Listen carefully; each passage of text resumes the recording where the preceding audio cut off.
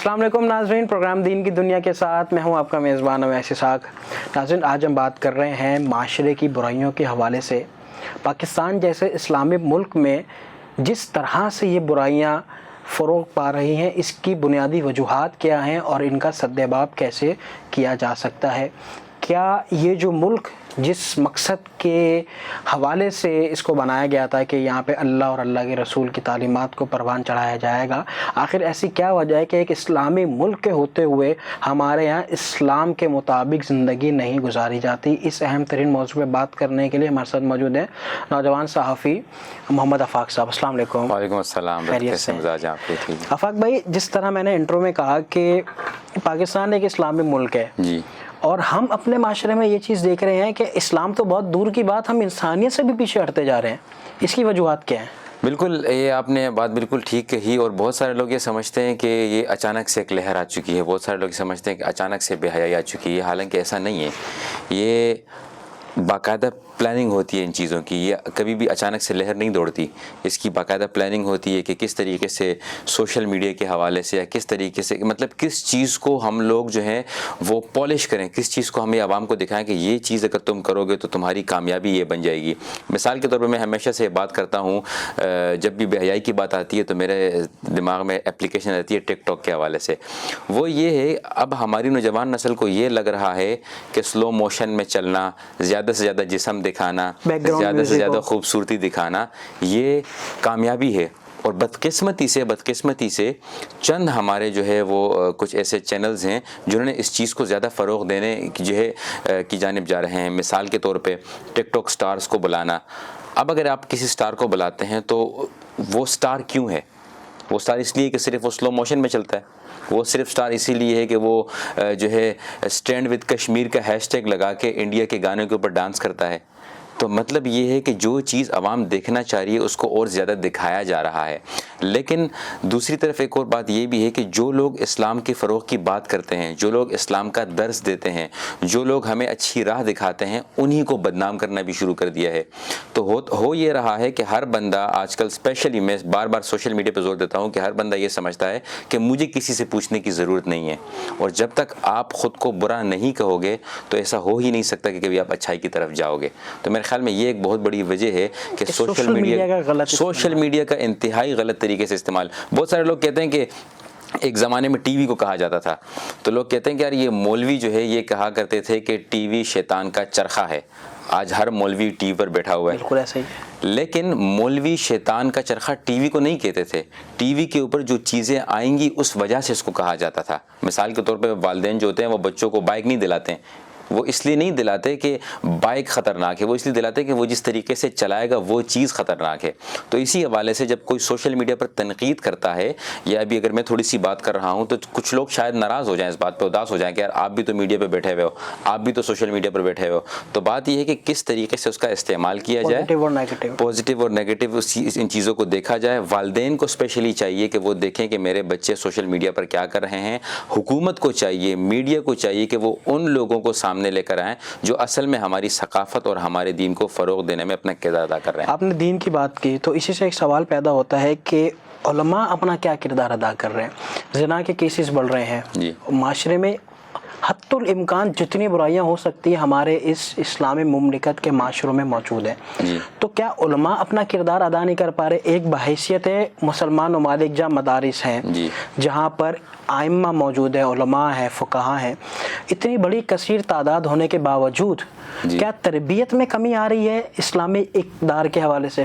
دیکھیں میں نے پہلی وہ بات کی نا، بات یہ ہو رہی ہے کہ اصل میں ابھی ان کی وہ عزت نہیں کی جا رہی، ان کو وہ مقام نہیں دیا جا رہا علماء کو۔ اگر ہم آج سے 20 سال پہلے دیکھیں تو کیا 20 سال پہلے یہ جو جس طریقے سے علماء کی عزت اور قدر ہوا کرتی تھی، کوئی تبلیغی جماعت والے آتے تھے، ہم لوگ کرکٹ کھیل رہے ہوتے تھے، 20 سال پہلے کی بات نہیں ہے، میں اتنا بوڑھا نہیں ہوں، کہنے کی بات یہ کہ اگر ہم کرکٹ کھیلا کرتے تھے تو جب تبلیغی حضرات آتے تھے ہم لوگ خاموش ہو جاتے تھے, ان کی بات سن لیا کرتے تھے. کوئی عالم دین گزرتا تھا تو جو ہے کسی نے اگر میوزک چلایا ہوا اس کو سلو کر دیا جاتا تھا. کوئی عالم دین آتا تھا, چاہے وہ کسی بھی فرقے کا ہو, لوگ کہیں کھڑے ہوتے تو مطلب بیٹھے ہوتے تو کھڑے ہو جاتے تھے ان کے لیے عزت میں. اب کیا ہوتا ہے کہ کسی عالم دین کو جب جاتے ہیں دیکھتے ہیں تو اور زیادہ گانے چلاتے ہیں.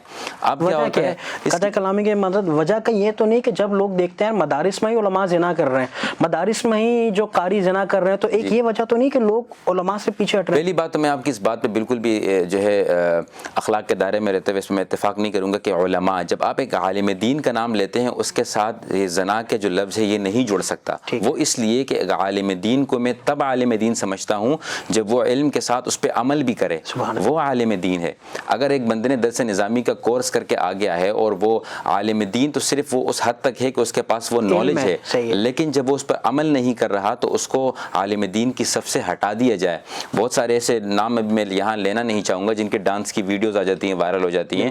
وہ یہ کہتے ہیں کہ بھئی میں جو ہوں وہ میں سامنے ہوں. مطلب ایک تو گناہ کرنا, اس کے بعد اس گناہ کے اوپر تکبر کرنا, اس گناہ کے اوپر یہ کہنا کہ بھئی میں تو سامنے کر رہا ہوں, گناہ کی مارکیٹنگ کرنا. اور کہا یہ جاتا ہے کہ بھئی میں منافقت نہیں کر رہا. تو کیا وہ جن کی ویڈیوز وائرل ہو رہی ہیں صرف وہی وہ پکے مسلمان ہیں, باقی تمام کے تمام علماء نعوذ باللہ منافق ہو چکے ہیں کہ جو گناہ سامنے نہیں آنے دیا جائے؟ بات اصل میں یہ ہوتی ہے کہ علماء, ایسے علماء کو تو بلایا بھی نہیں جاتا جو حق اور سچ کی بات کریں. آج ایک عالم دین سے بات ہو رہی تھی, انہوں نے بڑی اچھی ایک بات کہی کہ حضرت علی کا قول ہے کہ کوئی بڑا بندہ اگر بات کر رہا ہو تو وہ حق نہیں ہے, بلکہ جو حق کی بات کر رہا ہو وہ بڑا بندہ ہے. سبحان اللہ, کیا تو ہم کیا کرتے ہیں کہ ہم نے کسی بڑے بندے کی کوئی بات سنی, ہم نے یہ نہیں دیکھا کہ اس نے یہ بات کس وجہ سے کی ہے, اس کے پیچھے کیا بیک گراؤنڈ ہے, ہم نے صرف اس کی بات سن لی اور اسی کو. اور ایک اور مسئلہ یہ بھی ہے کہ سب سے بڑا مسئلہ یہ بھی آ چکا ہے کہ ہم لوگ اپنے مزاج کی بات سننے کو ترجیح دیتے ہیں. جو مولوی میرے مزاج کی بات کر رہا ہے وہ مولوی ہے, جو پسند کا فتویٰ دے رہا ہے وہ اچھا ہے. اور جس نے یہ کہہ دیا کہ ایکسرسائز کرنا ٹی وی پہ حرام ہے, یا جس طرح ارطغرل غازی ڈرامے کی, اگر مجھے نہیں پتہ کہ مجھے یہاں نام لینا چاہیے یا نہیں, اس کے بارے میں جب یہ فتویٰ آیا کہ یہ حرام ہے تو ایک لہر دوڑ گئی غصے کی کہ یہ علماء پاکستان کو آگے نہیں جانے دیں گے. حالانکہ مجھے نہیں پتا کہ کتنی ترقی ہوئی ہے ارطغرل غازی ڈرامے دیکھنے کے بعد, لیکن بات دراصل یہ ہے کہ انہوں نے اس سینس میں کہا تھا کہ اس میں وہ عورتیں ہیں, اس میں جو ہے وہ تھوڑا رومانس ہے, اس انداز سے کہا تھا. آپ دیکھو اس چیز کو, لیکن کم از کم اس کو حلال قرار مت دو. تو میرے خیال میں جب تک ہم علماء کے ساتھ بیٹھیں گے نہیں, ان سے بات نہیں کریں گے, اور تب تک مجھے نہیں لگتا کہ ہمارا معاشرہ کسی اچھائی کی طرف جا سکتا ہے. ٹھیک ہے. اور آپ یہ کہہ رہے ہیں کہ علماء کو بھی اپنا کردار ادا کرنا چاہیے. حضرت علماء اپنا کردار اچھے طریقے سے ادا کر رہے ہیں, ان کو ادا کرنے کون دے گا؟ آپ سے میں سوال کرتا ہوں کہ ایک عالم دین ہے, وہ چاہ رہا ہے کہ میں اپنا کردار ادا کروں معاشرے میں اچھائی پیدا کرنے کے لیے, وہ کیا کرے؟ رکاوٹ کیا ہے؟ دیکھیں رکاوٹ یہی, رکاوٹ ان کا میڈیم ہے. اگر اب وہ ممبر پہ کھڑے ہو کے بات کرتا ہے تو اس کو کہا جاتا ہے کہ اسپیکر ہٹا دیا جائے. وہ ممبر پر کھڑے ہو کے تھوڑی سی جذباتی تقریر کرتا ہے تو کہا یہ جاتا ہے کہ بھئی اس بندے کی قانونی تقاضے آ جاتے ہیں, ان کا ٹرانسفر کروا دیا جائے. اگر کسی پرائیویٹ مسجد میں ہے تو ان کو پریشرائز کیا جاتا ہے کہ اگر وہ کہیں میڈیا کی بات کی تو معذرت کے ساتھ آڈینس بھی بہت کم ہوتی ہے سننے والی. میں خود قطع کلامی کی دوبارہ معذرت کہ ہم جب مسجد میں جاتے ہیں تو امام مسجد کوئی بات کر رہا ہوتا ہے تو وہ سنی نہ سنی آڈینس میٹر نہیں کرتی, سن کون رہا ہے, اس پہ امپلیمنٹیشن کتنی ہو رہی ہے. جب وہ بالکل آپ کی بات صحیح ہے کہ وہ لوگ سننا ہی نہیں چاہتے. ہم نے علماء کو پتہ کس حد تک رکھ دیا, ہم نے علماء کو اس حد تک رکھ دیا کہ یہ ہمارے جنازے پڑھائے یا پھر یہ ہمارے نکاح پڑھائے. وہ کام جو ہمیں خود کرنا چاہیے وہ علماء سے جو ہے ہم لے رہے ہیں, اور وہ کام جو علماء کو آتا ہے کہ اسلام کیا ہے, حدیث اس کے بارے میں کیا کہتی ہے, کاروبار کے بارے میں اسلام کیا کہتا ہے, رشتہ داری کے بارے میں اسلام کیا کہتا ہے, یہ ہم عالم دین سے نہیں پوچھتے ہیں. اس پہ ہم خود اپنے فیصلے لے لیتے ہیں. میں ہمیشہ سے ایک بات کہتا ہوں کہ لوگ کہتے ہیں کسی اچھے ڈاکٹر کے پاس جاؤ. جب بیماری ہوتی ہے نا تو ایک کے پاس جاتے ہیں, دوسرے کے پاس جاتے ہیں. کبھی ایسا نہیں ہوا کہ یار میں اس ڈاکٹر کے پاس گیا, مجھے شفا نہیں ملی تو مجھے بھی ڈاکٹر کے پاس جانا نہیں چاہیے, مجھے ڈاکٹر سے نفرت ہو چکی ہے. نہیں, وہ پھر بھی ڈھونڈتے ہیں. جب آپ اپنی صحت کے لیے 5 سے 10 قسم کے ڈاکٹرز کے پاس جا سکتے ہو تو اپنے ایمان کے لیے کیوں نہیں جا سکتے کہ یار فلاں مولوی نے مجھے ایک بات کہی, میرے دل کو نہیں لگی, مجھے نہیں لگتا کہ یہ اسلام ہے. آؤ کسی دوسرے مولوی سے بات کرتے ہیں, آؤ کسی تیسرے مولوی سے بات کرتے ہیں. پھر بندہ اپنی عقل کو استعمال کرے تو میرے خیال میں اچھے نتیجے تک پہنچ سکتے ہیں. آپ کا تعلق پاکستان کے علاوہ دوسرے ممالک سے بھی ہے, آپ کیا سمجھتے ہیں کہ یہ طرز عمل علماء کے ساتھ نوجوانوں کا یا عوام کا بالخصوص پاکستان میں ہی ہے یا پاکستان کے باہر بھی علماء کی عزت کی جاتی ہے یا نہیں؟ دیکھیں پاکستان کے بارے میں اسپیشلی آپ کو ایک مدرسہ ہے بلیک بین، وہاں پہ بھی جو ہے بہت زیادہ تعداد میں علماء موجود ہیں، اور علماء کی وہاں پر، یہ یو کے کی میں بات کروں انگلینڈ میں، علماء کی قدر وہاں پر بہت زیادہ ہے۔ اس کی وجوہات یہ ہیں کہ وہ گاڑی لینے سے پہلے بھی عالم دین سے پوچھتے ہیں کہ اس کے اوپر اتنا انٹرسٹ آ رہا ہے، کیا میں لوں یا نہیں لوں۔ گھر لینے سے پہلے پوچھتے ہیں کہ مولانا یہ مورگیج میں لے رہا ہوں، مجھ سے بینک 600 پاؤنڈ چارج کر رہا ہے، کیا اس چیز کو میں لوں یا نہ لوں۔ اس کے بعد علماء بیٹھ کر وہ فتویٰ دینے کی کوشش کرتے ہیں کہ کس طریقے سے ان لوگوں کو اسلام کے ساتھ جوڑ کے بھی رکھا جائے اور کس طریقے سے ان کی زندگی کو بھی آسان بنایا جائے، پوری سماجی زندگی۔ لیکن یہاں پر کیا ہوتا ہے کہ یہاں پر جس طرح میں نے یہ بتایا آپ کو پہلے بھی کہ صرف نماز پڑھنے چلے جائیں گے عالم دین کے پیچھے، کوئی نکاح ہوگا تو ہمیں پھر تکلیف ہوگی کہ یار ابھی اس کو کچھ پیسے دینے پڑیں گے، کوئی قرآن پڑھا رہا ہوتا ہے تو بھئی قرآن پڑھانے کے پیسے، کہا یہ جاتا ہے کہ کوئی انسان قرآن پڑھانے کے پیسے دے سکتا ہے؟ امام مسجد پیسے لے سکتا ہے؟ امام مسجد کوئی پیسے، مطلب نماز کے آپ پیسے لے رہے ہو؟ میں کہتا ہوں اگر وہ واقعتاً جو نماز پڑھا رہے ہیں اس کے حساب سے پیسے لینے لگ جائیں نا تو ہم ایک رکعت بھی نہیں پڑھ سکیں گے کسی مولوی کے پیچھے۔ تو میرے خیال میں بعد میں مڑ کر وہیں آ جاتی ہے کہ جب تک ہم لوگ علماء کی قدر و عزت نہیں کریں گے، ان کو وہ مقام نہیں دیں گے جو ان کا حق ہے، تو تب تک جو ہے اچھائی کی طرف نہیں جا سکیں گے۔ ایک اور یہ بات یہاں پر میں مینشن کرنا چاہوں گا کہ لوگ جب یہ کہتے ہیں کہ یہ جو علماء ہے ان کا کردار کیوں نہیں ادا، یہ اپنا کردار کیوں نہیں ادا کر رہے ہیں، کہ کہیں ایسا تو نہیں کہ پاکستانی علماء میں اور باہر کے علماء میں کوئی فرق ہے؟ ایسی کوئی چیز پائی جاتی ہے کیا؟ دیکھیں ایسی کوئی، ہاں فرق ہے، بالکل فرق ہے، کیونکہ یہاں کے علماء بہت بڑا جہاد کر رہے ہیں۔ اچھا، کیونکہ ایک اسلامی ملک میں رہتے ہوئے ایک حق کی بات کہنا اور اس کے بعد اس حق کی بات پہ ڈٹنا، اس کے بعد اپنی بات کو دلائل کے ساتھ پیش کرنا، اس کے بعد وہ نفرتیں برداشت کرنا، اس کے بعد جو آپ کو گالیاں دے رہے ہوں انہی کے جنازے پڑھانا، جو آپ کو گالیاں دے رہے ہوں انہی کے نکاح پڑھانا، اس کے بعد سٹرگل کرنا، اس کے 12-15 ہزار روپے کی نوکری میں 5-10 بچوں کو پالنا، اس کے بعد مسجد کے گھر میں رہنا، تو یہ تمام چیزیں ایک بہت بڑا جہاد کر رہے ہیں ہمارے علماء۔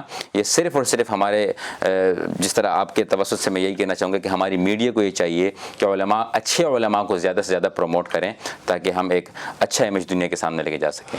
ٹھیک ہے، علماء سے بات چل رہی ہے، اس کے حوالے سے ایک اور سوال پوچھنا چاہتا ہوں، وہ یہ کہ علماء مدارس کو چلا رہے ہیں اور مدارس بھی ایک تربیت گاہ ہوتی ہیں۔ ہمارے پاکستان میں یہ بحث ابھی تک ختم ہی نہیں ہو پائی کہ بھائی آیا مدرسے میں پڑھیں یا اسکول میں پڑھیں، پہلی بات۔ دوسرا سوال یہ کہ بھائی دونوں کے تعلیمی نظام میں فرق کیا ہے؟ پھر تیسری بات جو عموماً میڈیا پہ چل رہی ہے وہ یہ چل رہی ہے کہ یہاں سے جو بچہ نکلتا ہے وہ پروڈکٹیو ثابت نہیں ہوتا، اسکول سے کالج سے نکلتا ہے وہ پروڈکٹیو ثابت ہو جاتا ہے۔ اس سارے سینیریو کو کس طرح سمرائز کرتے ہیں؟ یہ بحث تو ہونی ہی نہیں چاہیے، میرے خیال میں یہ بحث ہونی ہی نہیں چاہیے۔ اگر آپ ایک بندے کو کہیں کہ ایسے ڈاکٹر بننا چاہیے، انجینئر بننا چاہیے، دونوں الگ چیزیں۔ اسی طریقے سے جو اسکول کی آپ کی تعلیمات ہوتی ہیں، بالکل میں کسی ایک عالم دین کو ایسا نہیں جانتا یا نہیں ملا جو یہ کہتے ہیں کہ اسکول میں تعلیم حاصل مت کرو۔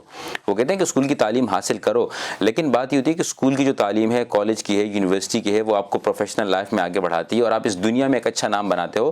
لیکن جب اس کے ساتھ ساتھ آپ میں دین بھی آ جائے، میرے والد صاحب بڑی اچھی بات کرتے ہیں کہ ڈاکٹر بنو تو ایک اسلامک ڈاکٹر بنو، اچھے ڈاکٹر بنو۔ وہ کہتے ہیں انجینئر بنو تو ساتھ میں اسلام کی تعلیم بھی ہو تاکہ آپ کو پتہ لگے کہ اسلام آپ کی اس فیلڈ کے بارے میں کیا کہتا ہے۔ میڈیا پہ ایک بات آتی ہے ہمیشہ، جس طرح آپ جرنلزم کے کورس کر لیتے ہیں، آپ پھر ماسٹرز کر لیتے ہیں انٹرنیشنل ریلیشنز میں، پھر آپ جو ہے کیمرے کے لیے کوئی اچھی ٹریننگ کر لیتے ہیں۔ قرآن پاک کی ایک آیت اگر ان صحافیوں کو بتا دی جائے بشمول میرے اور آپ کے، کہ اللہ تعالیٰ نے کیا فرمایا کہ جب آپ کے پاس کوئی خبر آئے تو بغیر تحقیق کیے اس کو آگے مت پہنچاؤ، میں کہتا ہوں 90% غلط خبریں یہیں پہ ختم ہو جائیں۔ یہ بتایا ہی نہیں جاتا، ہمارے اوپر یہ چیز امپوز نہیں کی جاتی، ہمیں صرف اس طریقے سے بتایا جاتا ہے کہ آپ نے ریٹنگ کیسے گین کرنی ہے۔ مجھے پتہ ہے ریٹنگ آپ کو پتہ ہے وہ ایک جھوٹی خبروں پہ ہوتی ہے، جھوٹی خبروں پہ آتی ہے، تہلکہ سنسنی خیز خبروں پہ آتی ہے، اور اگر وہ سچی بھی ہو تو اس کو اتنی زیادہ ایگزیجریٹ کر دیا جائے۔ جی، اور ہوتا یہ ہے کہ پھر اس پہ معافی بھی نہیں مانگی جاتی، غلط خبر پر معافی بھی نہیں مانگی جاتی، کسی کو بدنام کرنے پر معافی بھی نہیں مانگی جاتی، اور یہ صرف اور صرف دین سے دوری ہے۔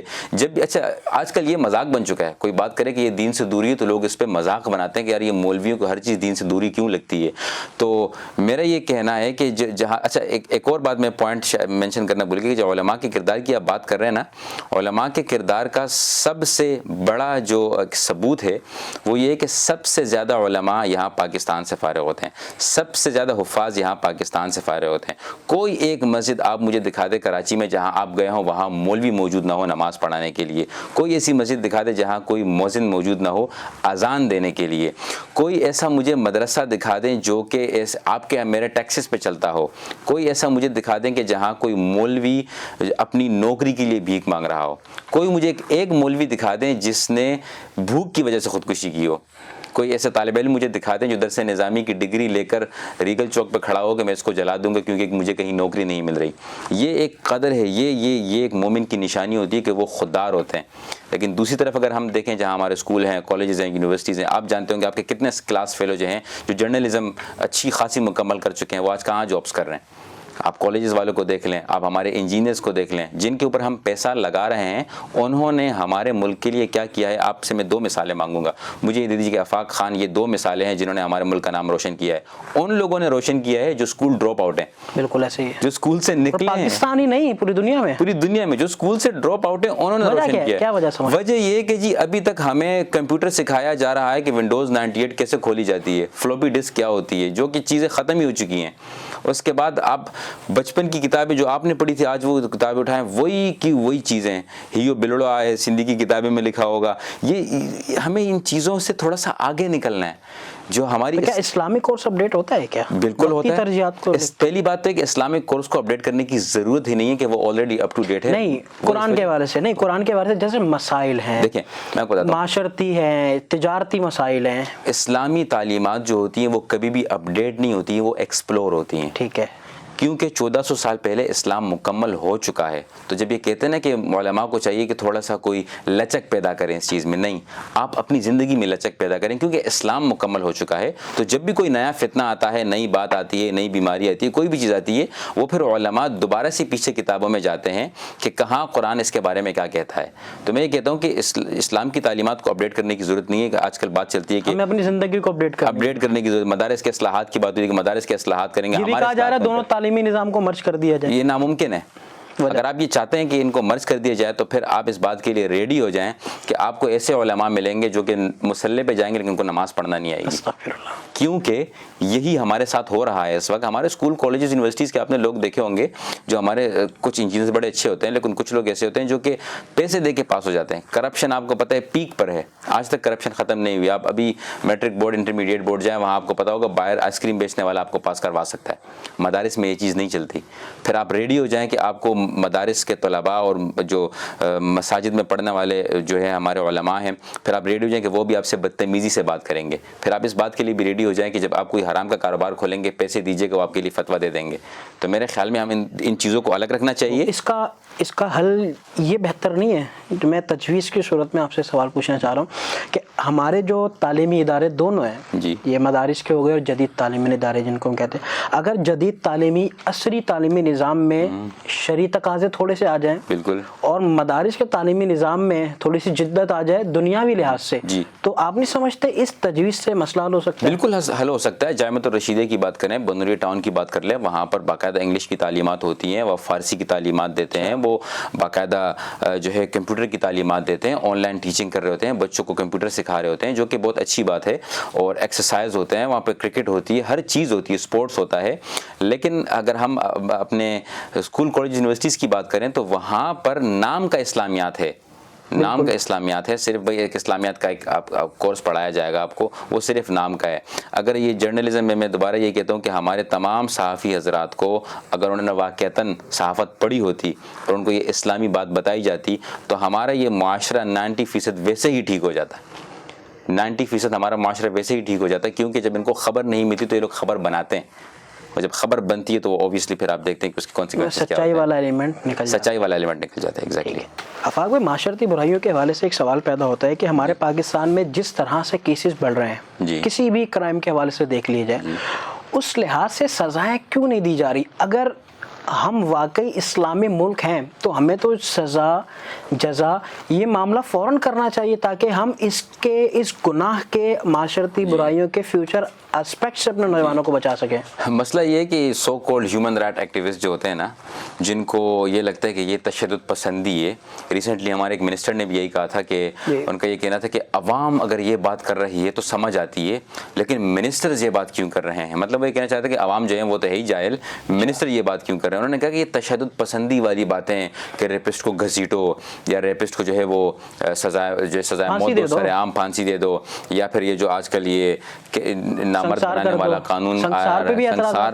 اصل میں یہ اس لیے نا کہ ان کو لگتا ہے کہ اس سے ہمارے ملک کا امیج خراب جائے گا. حالانکہ دیکھا جائے چائنا میں بھی یہی ہوتا ہے, ایران میں بھی یہی ہوتا ہے, اور ریسنٹلی ابھی آپ دیکھیے گا کہ سب سے کم ریپ جو ہوتے ہیں وہ افغانستان میں ہوتے ہیں. اچھا, اس کی وجہ یہ ہے کہ ریپسٹ کو 4 گھنٹے کے اندر اندر پکڑ کر جو وکٹم ہوتے ہیں انہی کے ہاتھوں ان کے سر پہ گولی ماری جاتی ہے. اب یہ باتیں تو بڑی خطرناک لگ رہی ہیں, سر پہ گولی ماری جا رہی ہے. میں نے ریسنٹلی ایک ویڈیو دیکھی جس کے اوپر لوگ کہہ رہے ہیں کہ یہ دیکھو سنسار کیا جا رہا ہے. کتنا میرا خود دل دکھا, کیونکہ ہم اس چیز سے اتنے زیادہ ہم نے اس چیز کو اتنا دیکھا نہیں ہے. وہ کہتے ہیں نا کہ آپ ایک حرام کام کو کرو آپ کو آہستہ آہستہ حلال لگنے لگ جائے گا, لذت آنا شروع ہو جاتی ہے وہ. اور جو حلال کام جو ہوتے ہیں ہمیں اس پہ شرم آتی ہے.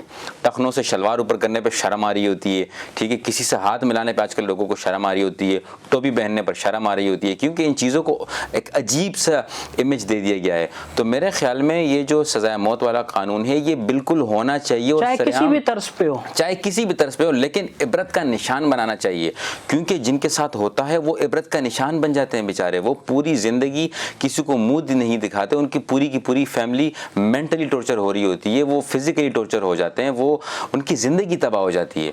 لیکن جس نے کیا ہے اس کو آپ جو ہے کسی 4 دیواری کے اندر, عدالتوں کے چکر یا 4 دیواری کے اندر اگر سزائے موت دے بھی دو, وہ بھی عوام کے پریشر کی وجہ سے. لیکن اچھا ہوتا یہ ہے کہ ایک تو سزا دیتے نہیں ہیں, جب دیتے ہیں تو چھپ کے دیتے ہیں, اور جو چھپ کے دیتے ہیں وہ بھی بہت لیٹ دیتے ہیں. وہ اس لیے ہوتا ہے, آپ نے دیکھا ہوگا کہ میڈیا میں ہمارے ایک ٹیچر بتایا کرتے تھے کہ جب کوئی بڑی خبر آئے تو اس کو پہلے روکا جاتا ہے, اس کے بعد دیکھا یہ جاتا ہے کہ اگر اس شہر میں یہ خبر ہوگی تو اس شہر پہ کتنا اثر ہوگا. مثال کے طور پہ اگر کوئی کہے کہ ڈیفنس میں خدا نہ خواستہ کوئی حادثہ ہو چکا ہے تو ہم پہ اثر پڑے گا, ہم ڈیفنس میں بیٹھے ہیں. اسی طریقے سے اگر کوئی کہ لاہور میں حادثہ ہوا تو ہم پہ اتنا اثر نہیں پڑے گا. اسی حوالے سے کیونکہ اس کو پھر لیٹ کر دیا جاتا ہے تو وہ عبرت کا نشان نہیں بنتے ہیں, اور پھر کہتے ہیں کہ بھائی اس کی وجہ سے ہم باقی لوگوں کو بھی ٹریس کریں گے. میرا نہیں خیال کہ ہم لوگ اتنے ہائیلی کوالیفائڈ ہیں کہ ہم باقی لوگوں کو ٹریس کر سکیں, کیونکہ جرم کو ہونے سے پہلے روک جانا چاہیے تو وہ اچھا ہوتا ہے. تو میرے خیال میں بالکل ان کو یہ کرنا چاہیے. چائنا کی مثال دیتے ہیں یہ لوگ ہمیں, چائنا میں بھی اس طرح ہوتا ہے, افغانستان میں بھی اس طرح ہوتا ہے, ایران میں بھی اس طرح ہوتا ہے. اور ایک اور بات یاد رکھیں, امریکہ میں یہ نامرد بنانے والا قانون آیا تھا, اس کے بعد جتنے بھی لوگوں کو کے ساتھ یہ جو سزا دی گئی تھی وہ سب کے سب پھر سائیکوپاتھ ہو گئے تھے. وہ عورتوں کو دیکھ کر مارتے تھے, وہ عورتوں کو دیکھ کر قتل کیا کرتے تھے. کیا ہمارے پاکستان میں اتنا بجٹ موجود ہے کہ ان کا باقاعدہ کیمیکلی جو ہے ان کو نامرد بنایا جائے, اس کے بعد ان کے اوپر اتنا خرچہ کیا جائے؟ ہمارے ٹیکسز, کیا آپ اپنا ٹیکس کسی ایسے شخص پہ دیں گے کہ یار ان کو نامرد بنانے کے لیے میرا ٹیکس استعمال کرو؟ ہرگز نہیں. اور اس کے بعد یہ ہوتا ہے کہ یہ لوگ پھر بھی گھومیں گے, اور جب یہ گھومیں گے اس کے بعد ان لوگوں کو مزید انتشار کا خطرہ ہوگا, اور ان لوگوں کو روکنا مشکل ہو جائے گا. کہنا آپ یہ چاہ رہے ہیں, جو میں سمجھ رہا ہوں کہ سزا دین کی دو یا قانون کی دو, سزا جلدی دو. ایگزیکٹلی. بہت بہت شکریہ آفاق صاحب, آپ ہمارے پروگرام میں تشریف لائے. ناظرین, یقیناً پاکستان سے ان تمام معاشرتی برائیوں کو ختم کرنا ہے تو ہمیں اس بحث سے نکلنا ہوگا کہ سزا کون سی دیں, نامرد بنائیں, سرعام پھانسی پہ لٹکائیں, سنسار کریں. اصل جو مسئلہ ہے وہ یہ ہے کہ اگر آپ نے سزا دینی ہے, اس کلپٹ کو سزا دینی ہے تو سزا جلدی دی جائے, تاکہ اس سے ان فیوچر آنے والے مسائل کا ازالہ کیا جا سکے. اسی کے ساتھ اپنے میزبان اویس صاحب کو دیجیے اجازت. انشاءاللہ آپ سے ملاقات ہوتی ہے اگلے ہفتے. تب تک کے لیے اپنا خیال رکھیے گا. اللہ حافظ.